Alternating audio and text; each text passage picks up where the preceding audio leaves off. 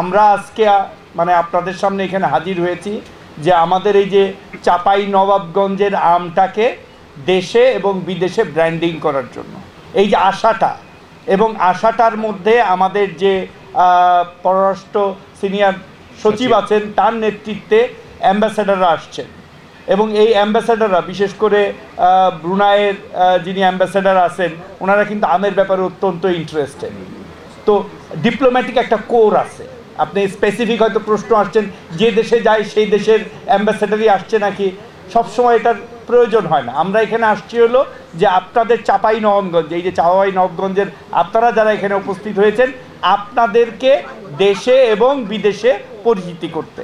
তারা যখন এই বাগান দিয়ে হেঁটে যাবে, তারা যখন এইখান থেকে এক্সপিরিয়েন্সটা নিয়ে যাবে, ডিপ্লোম্যাটিক করে সবার সাথে কথা বলবে।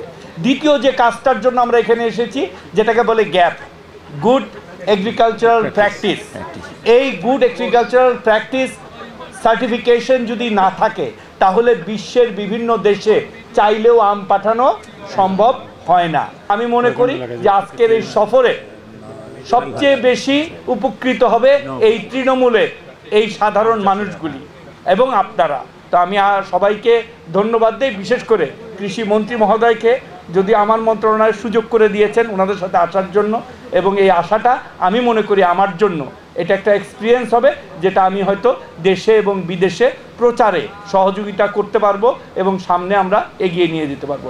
বাংলাদেশের আম আমরা এখন যেটুকু রপ্তানি করছি বিদেশে তার চেয়ে আরও বেশি যাতে করা যায়, তার জন্য বিদেশি ক্রেতা অনুসন্ধান আমরা না করে তারা তাদের দেশের প্রতিনিধি যারা আছেন, রাষ্ট্রদূত যারা আছেন, তারাই তাদের দেশকে উৎসাহিত করবেন যে বাংলাদেশে তোমরা এই ফল নিয়ে যাও, এটা খুবই সুস্বাদু। তাদেরকে উৎসাহিত করা, আমাদের দেশে আম যেন তারা বেশি করে আমদানি করেন এবং আমরা বৈদেশিক মুদ্রা অর্জনে এটা একটা বিরাট ভূমিকা রাখে।